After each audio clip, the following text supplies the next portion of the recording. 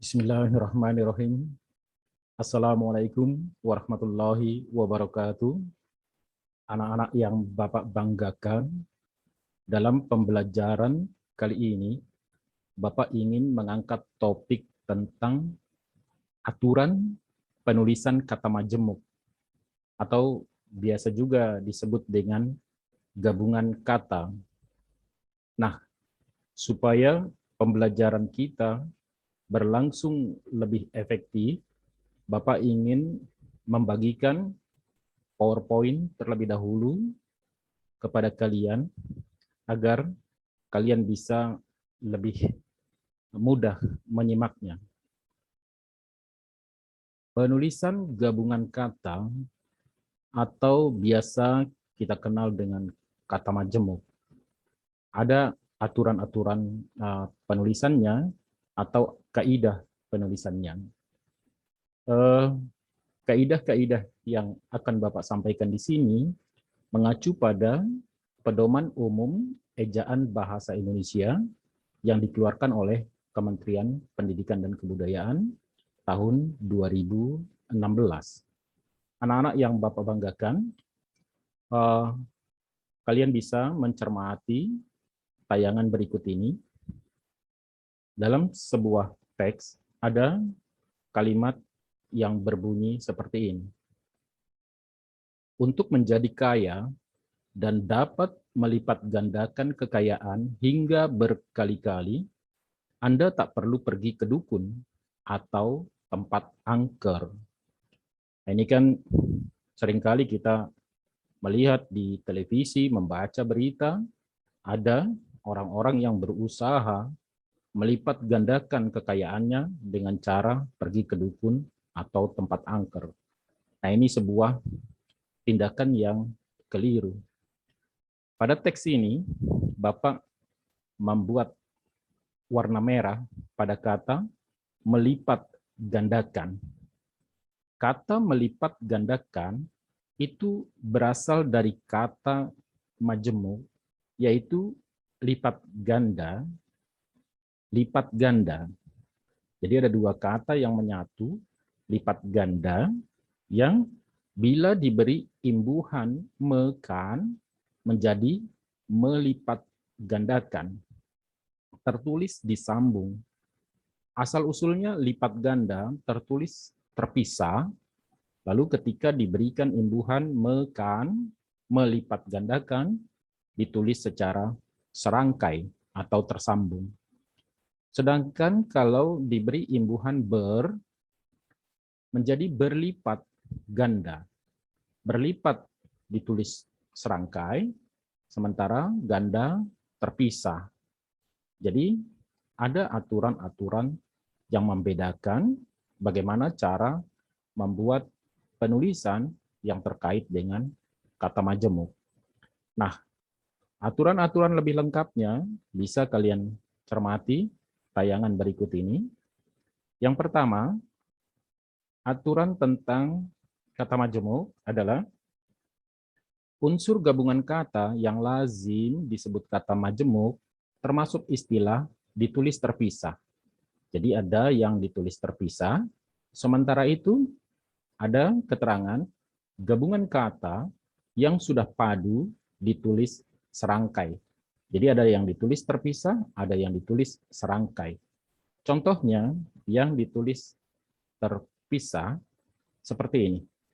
Banyak orang mencari kambing hitam, ditulis terpisah atas kesalahan dirinya sendiri. Kambing hitam merupakan sebuah istilah, jadi ditulis secara terpisah. Begitu juga dengan kalimat kedua, paman saya adalah duta besar, ditulis terpisah. Sementara itu, untuk gabungan kata yang sudah padu, ditulis serangkai, misalnya acap kali, hulu balang, radioaktif, ada kalanya. Nah, ini ditulis tersambung atau serangkai. Kacamata, jadi bukan kaca lalu dipisah mata, tidak, melainkan disambung. Seterusnya, sabta marga, apalagi kasat mata, sapu tangan, ini ditulisnya tersambung semua. Jadi seperti itu untuk kaidah atau aturan penulisan kata majemuk yang pertama. Berikutnya, aturan atau kaidah penulisan kata majemuk yang kedua.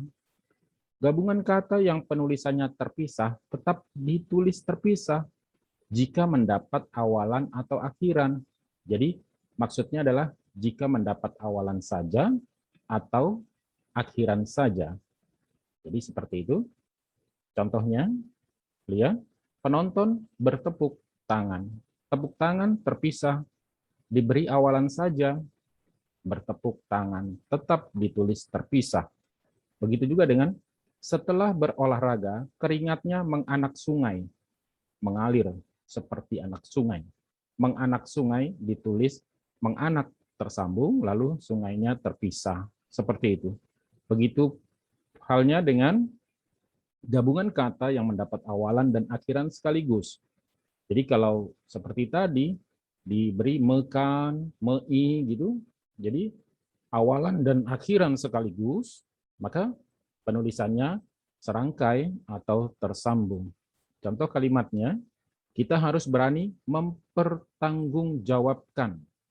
Jadi mempertanggungjawabkan. Jadi dari asal kata tanggung jawab, yang tulisannya terpisah, diberi awalan dan akhiran sekaligus.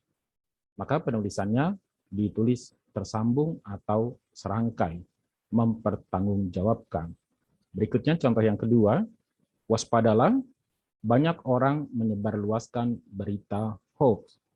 Menyebarluaskan berasal dari kata sebar luas, diberi imbuhan dan akhiran sekaligus, maka penulisannya serangkai seperti itu.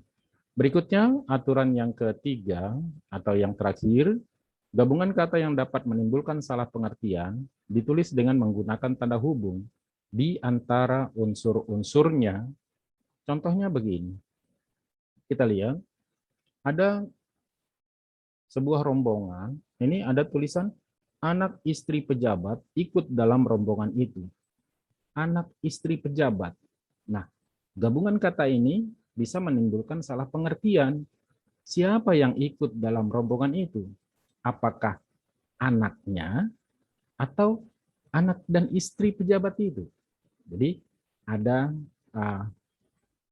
kemungkinan menimbulkan salah pengertian, anaknya saja atau anak istrinya yang ikut dalam rombongan itu.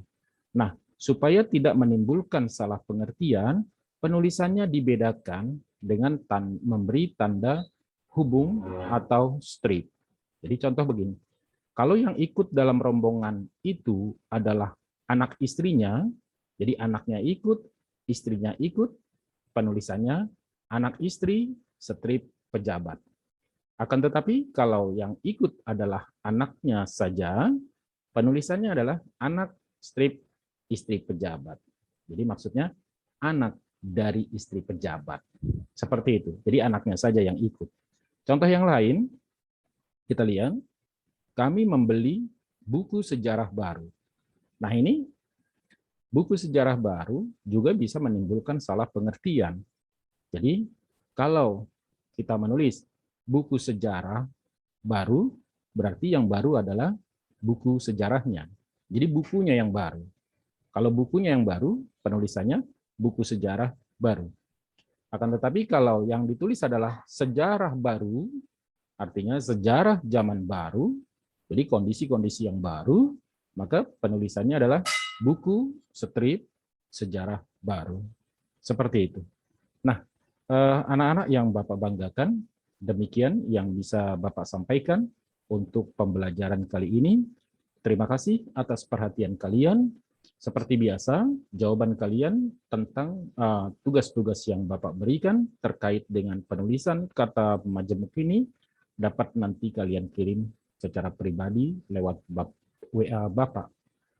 Terima kasih atas perhatian kalian. Billahi taufiq wal hidayah. Assalamualaikum warahmatullahi wabarakatuh.